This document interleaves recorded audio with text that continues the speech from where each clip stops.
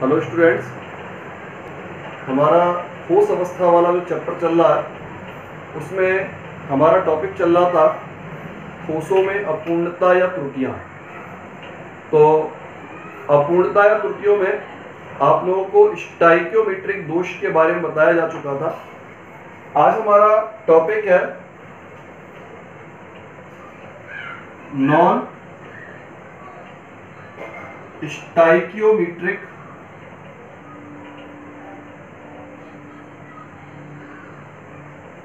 दोष।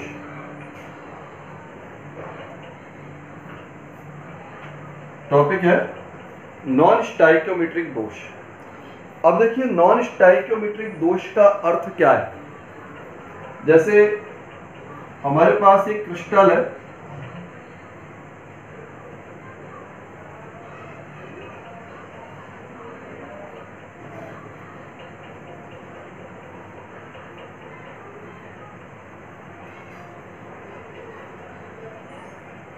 इसमें धनायन ऋणायन व्यवस्थित है।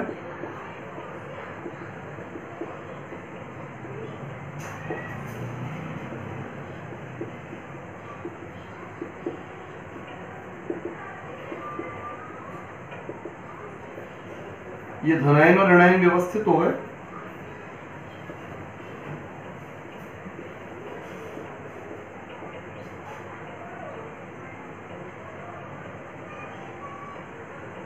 अब यह आपकी इस समय त्रुटि रहित संरचना है। अगर इसके आधार पर हम इसका रासायनिक सूत्र ज्ञात करें तो रासायनिक सूत्र को ज्ञात करने के लिए हम निकालेंगे M/X। 8 धनायन है, 8 ऋणायन है, 1/1। रासायनिक सूत्र को ज्ञात करने के लिए हम M और X का अनुपात ज्ञात कर रहे हैं।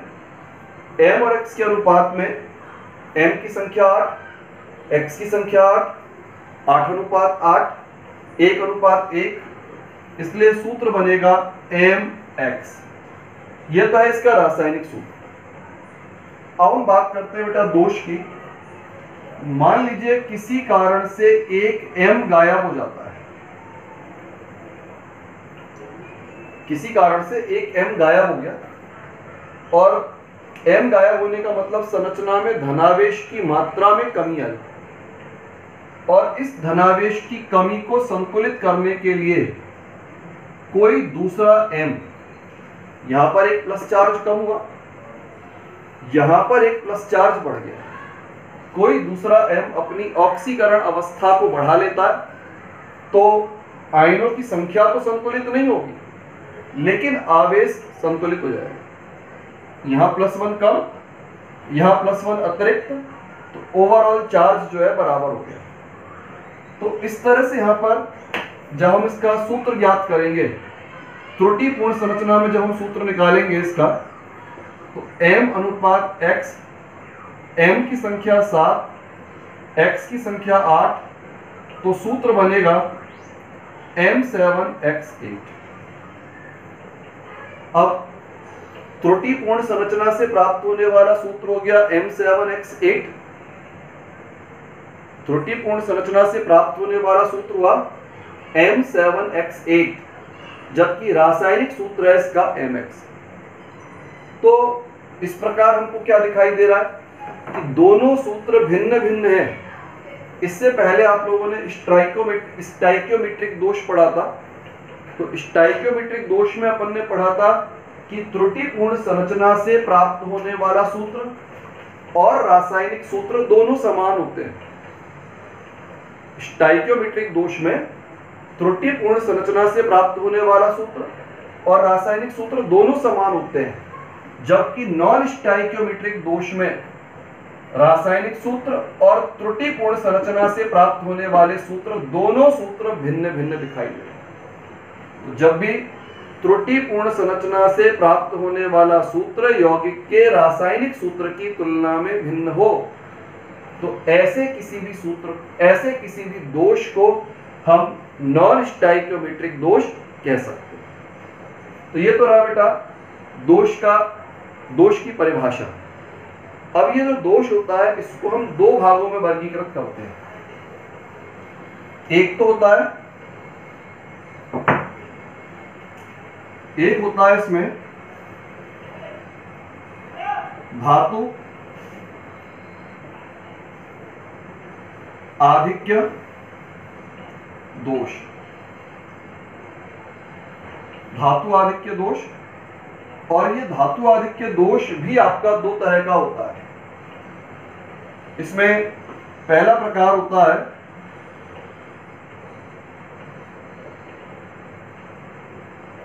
ऋणायनिक रिक्तिका के कारण।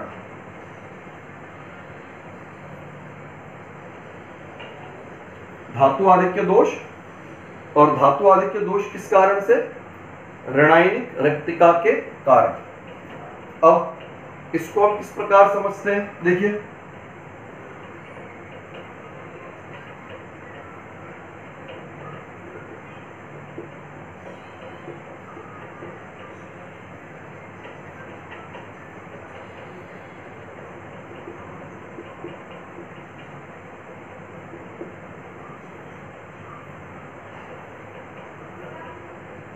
X नेगेटिव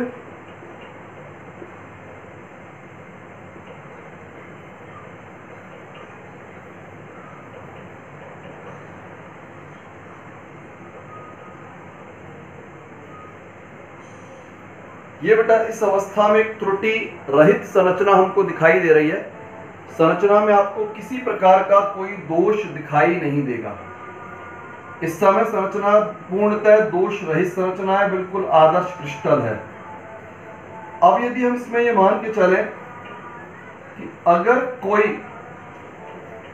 ऋणायन किसी कारण से संरचना में से गायब हो जाता है, एक ऋणायन किसी कारण से संरचना में से गायब हो जाता है, तो ऐसी स्थिति में ऋणायनिक रिक्तिका उत्पन्न होगी। जिस स्थान से ऋणायन गायब हुआ उस स्थान को कहा जाएगा ऋणायनिक रिक्तिका।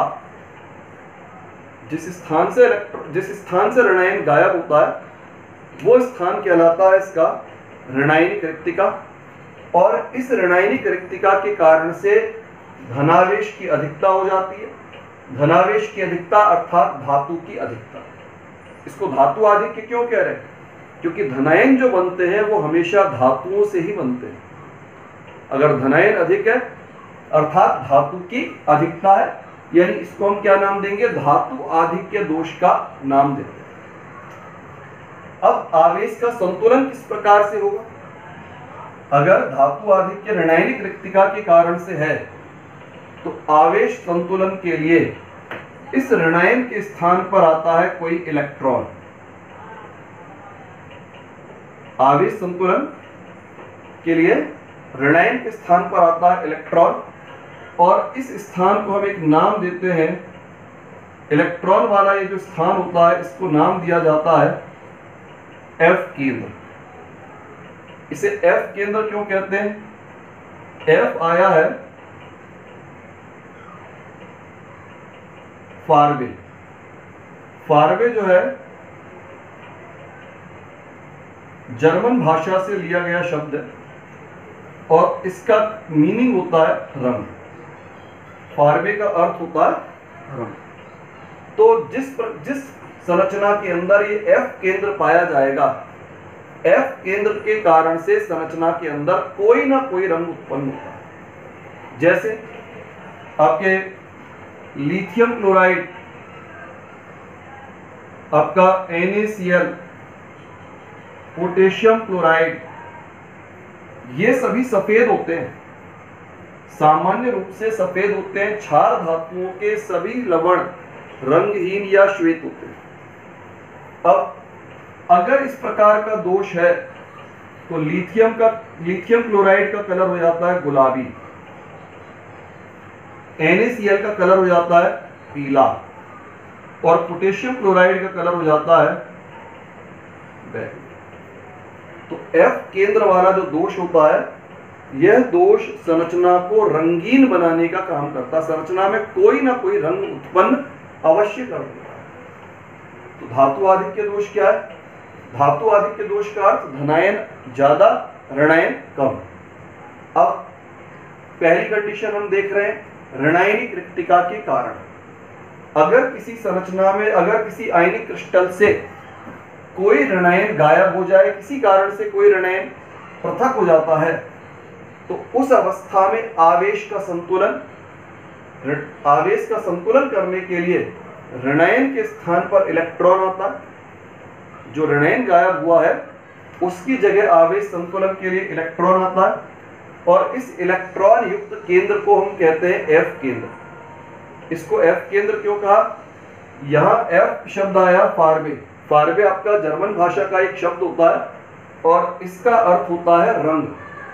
तो एफ केंद्र वाले जितने भी क्रिस्टल होते हैं सभी क्रिस्टल रंगीन होते हैं। ये जो अयुग्मित इलेक्ट्रॉन है, यह अयुग्मित इलेक्ट्रॉन संरचना में 3 प्रकार के गुणों को उत्पन्न करता है। रंग उत्पन्न करता है, अनुचुंबकत्व उत्पन्न करेगा, और इसके अलावा अर्धचालकता उत्पन्न करता है।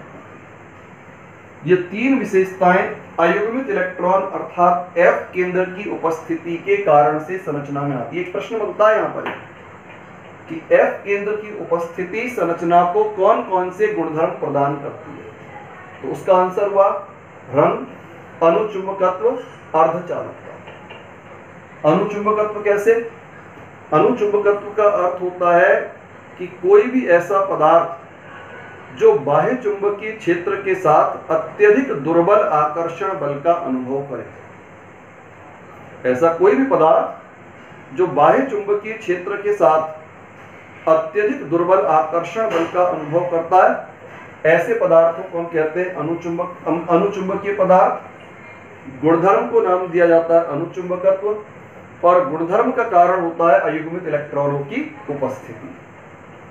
इसी प्रकार आपका पदार्थ जो है अर्धचालकता को दिखाता है। अर्धचालकता क्यों? मुक्त इलेक्ट्रॉन है, यह मुक्त इलेक्ट्रॉन संरचना में घूमेगा, लेकिन ऐसे इलेक्ट्रॉनों की संख्या बहुत कम होगी। इन इलेक्ट्रॉनों की संख्या बहुत सीमित संख्या होती है, तो सीमित संख्या होने के कारण से पदार्थ चालक नहीं होगा। उस पदार्थ की चालकता का मान कम हो जाता है, थोड़ी चालकता प्रदर्शित करता है, और थोड़ी चालकता को प्रदर्शित करने के कारण से हम पदार्थ को क्या कहते हैं यहाँ पर? अर्धचालक पदार्थ। तो ये था आपका बेटा ऋणायनिक रिक्तिका के कारण से धातु आधिक्य दोष। और ये दोष पदार्थ में 3 गुणधर्म उत्पन्न करेगा, रंग, अनुचुंबकत्व और अर्धचालक। मान लीजिए हम इस दोष को उत्पन्न करना चाहें,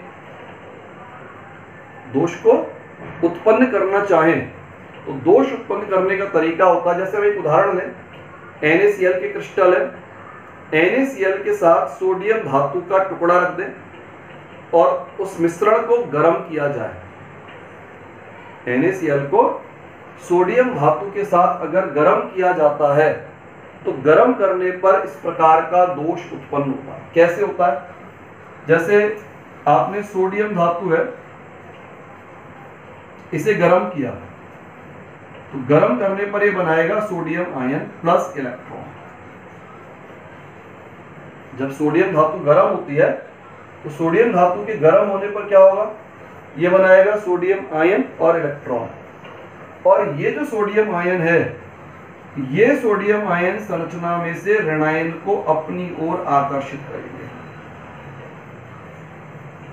सोडियम आयन क्या करेगा? संरचना से ऋणायन को अपनी ओर आकर्षित करेगा, और जब ऋणायन इसकी ओर आकर्षित होगा तो ऋणायन की जगह खाली होगी, आवेश का असंतुलन होगा। तो आवेश के संतुलन के लिए ये इलेक्ट्रॉन आपका संरचना के अंदर प्रवेश कर जाएगा।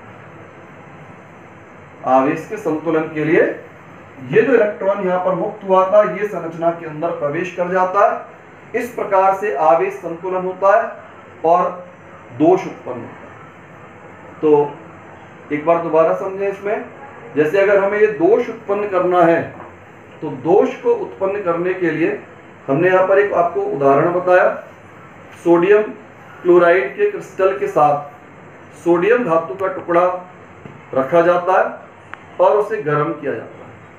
जब हम इसको गर्म करते हैं तो सोडियम से बनता है सोडियम धनायन, और इलेक्ट्रॉन। ये जो इलेक्ट्रॉन और धनायन बने, इनमें से धनायन के द्वारा संरचना से ऋणायन को अपनी ओर खींचा जाएगा, जिसके कारण से संरचना में ऋणायनिक रिक्तिका उत्पन्न होगी, ऋणायन का स्थान रिक्त होगा।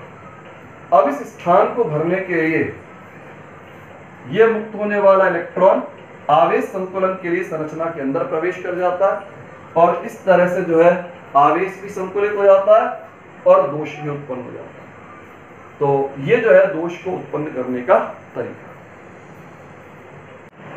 अब बेटा देखो इसका अगला दोष आता है, इसमें सेकंड अतिरिक्त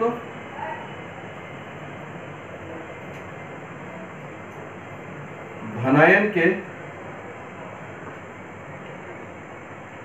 अंतराकाशी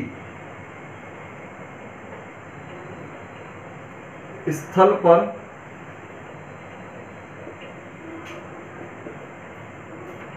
उपस्थित होने के कारण, अतिरिक्त धनायन के अंतराकाशी स्थल पर उपस्थित होने के कारण। अब देखिए इसको,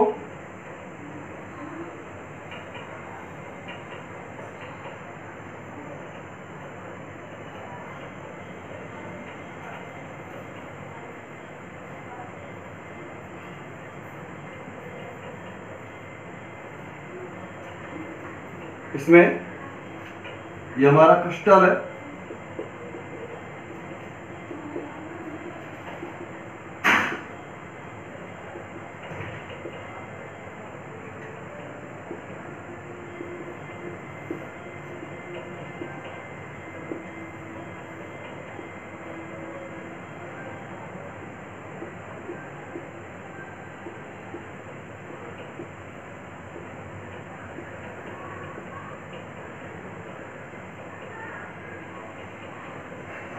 ये बेटा क्रिस्टल है। अब देखिए इसमें किसी कारण से एक धनायन जो है अंतराकाशी स्थल में आ गया। जब क्रिस्टल जालक का निर्माण हो रहा है तो क्रिस्टल जालक के निर्माण के दौरान एक धनायन अंतराकाशी स्थल में फंसा रहेगा। अब आवेश के संतुलन के लिए अन्य स्थान पर आएगा इलेक्ट्रॉन। जब एक अतिरिक्त धनायन जो है अंतराकाशी स्थल पर आएगा तो धनायन के अंतराकाशी स्थल पर आने के कारण से धातु का आधिक्य हो जाएगा। धनायन का अर्थ हुआ धातु। तो अगर धनायन जो है, अगर धनायन अंतराकाशी स्थल पर आ रहा है अर्थात धातु का आधिक्य हो गया और इस धातु आधिक्य को या धनावेश को संतुलित करने के लिए अन्य स्थान पर आता है इलेक्ट्रॉन। तो इस प्रकार से जो है धनायन के अंतराकाशी स्थल पर उपस्थित होने के कारण से धातु आधिक्य दोष उत्पन्न होता है। धनायन के अंतराकाशी स्थल पर उपस्थित होने के कारण से धातु आधिक्य दोष उत्पन्न होता है। अब इसमें अगर हम उदाहरण को देखें तो इसका उदाहरण जो है थोड़ा अलग है। देखिए जैसे एक जिंक ऑक्साइड का उदाहरण दिया हुआ है। अगर हम जिंक ऑक्साइड को गर्म करते हैं तो जिंक ऑक्साइड का कलर होता है पीला और सामान्य ताप पर जिंक ऑक्साइड होता है श्वेत।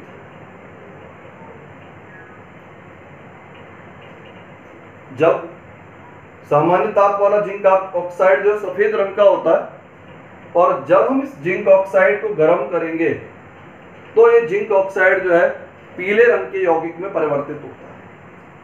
अब ये पीला कैसे होता है देखिए, इसका कारण है आपका जिंक ऑक्साइड दो प्रकार के आयनों के संयोग से बना हुआ है। एक तो है जिंक आयन और दूसरा है ऑक्साइड आयन। जिंक आयन और ऑक्साइड आयन। अब जब हम इसको गर्म करते हैं तो गर्म करने पर जो ऑक्साइड आयन है, ये ऑक्साइड आयन टूटेगा किसमें? ऑक्सीजन गैस में और प्लस इलेक्ट्रॉन। जब गर्म किया जाता है तो गर्म करने से जिंक आयन पर तो कोई प्रभाव नहीं पड़ता, zinc ion as it is रहेगा। लेकिन जो गर्म होता है तो ऑक्साइड आयन जो है उसमें से इलेक्ट्रॉन निकल जाते हैं, और ऑक्साइड आयन में से इलेक्ट्रॉन निकलेंगे तो बनेगा ऑक्सीजन परमाणु। एक ऑक्सीजन परमाणु मतलब ऑक्सीजन का आधा अणु। तो ऑक्सीजन के एक अणु में 2 परमाणु होते हैं, तो ऑक्सीजन का एक परमाणु मतलब ऑक्सीजन का आधा अणु। तो गर्म होने पर ऑक्साइड आयन का परिवर्तन होता है ऑक्सीजन में और इलेक्ट्रॉन मुक्त होते हैं। ये जो ऑक्सीजन बनती है ये गैस के रूप में संरचना में से बाहर चली जाती है। ऑक्सीजन जो बनेगी गैस के रूप में संरचना में से बाहर चली जाएगी। संरचना में शेष बचेंगे इलेक्ट्रॉन, संरचना में शेष इलेक्ट्रॉन रहता है। और ये जो इलेक्ट्रॉन है, ये इलेक्ट्रॉन आपके पदार्थ को रंग प्रदान करने का कार्य करते हैं, पदार्थ के रंग को पीला बना देते हैं। इन्हीं इलेक्ट्रॉनों के कारण से पदार्थ अनुचुंबकत्व भी प्रदर्शित करता है। संरचना में मौजूद इलेक्ट्रॉन रंग भी प्रदान कर रहे हैं, अनुचुंबकत्व भी प्रदान करेंगे, और पदार्थ को जो है अर्धचालकता के गुण को, पदार्थ में अर्धचालकता के गुण को भी उत्पन्न करने का कार्य करते हैं। इलेक्ट्रॉन के द्वारा रंग, अनुचुंबकत्व और अर्धचालकता, ये 3 प्रकार के गुणधर्म जो है उत्पन्न किए जाते हैं। अब हम जब पदार्थ को ठंडा करते हैं, जब ये ठंडा किया जाता है तो ठंडा होने पर जो ऑक्सीजन वातावरण में चली गई थी उस ऑक्सीजन का अवशोषण होता है। ऑक्सीजन को वातावरण में से अवशोषित किया जाएगा और वो ऑक्सीजन वापस इलेक्ट्रॉनों को ग्रहण करती है। ऑक्सीजन इलेक्ट्रॉनों को ग्रहण करती है और वापस ऑक्साइड में परिवर्तित हो जाती है। इस तरह से संरचना में से मुक्त इलेक्ट्रॉन समाप्त हो जाते हैं, और मुक्त इलेक्ट्रॉनों के समाप्त होने पर संरचना का रंग जो है पीले से वापस श्वेत रंग में परिवर्तित हो जाता है। देखिए दोबारा से एक बार, क्रिस्टल जालक के निर्माण में कोई धनायन अंतराकाशी स्थल पर आ गया, बाकी सब आयन अपनी अपनी जगह पर है, कुछ धनायन अंतराकाशी स्थल पर आ गए, तो आवेश संतुलन के लिए इलेक्ट्रॉन आएगा, और ये जो इलेक्ट्रॉन की मौजूदगी है संरचना को रंग, अनुचुंबकत्व और अर्धचालकता का गुण प्रदान करती है। इसमें एक उदाहरण दिया हुआ है जिंक ऑक्साइड का। जिंक ऑक्साइड गर्म होने पर पीला हो जाता है, ठंडा होने पर श्वेत। कारण जिंक ऑक्साइड 2 प्रकार के आयनों, जिंक आयन और ऑक्साइड आयन से मिलकर बना।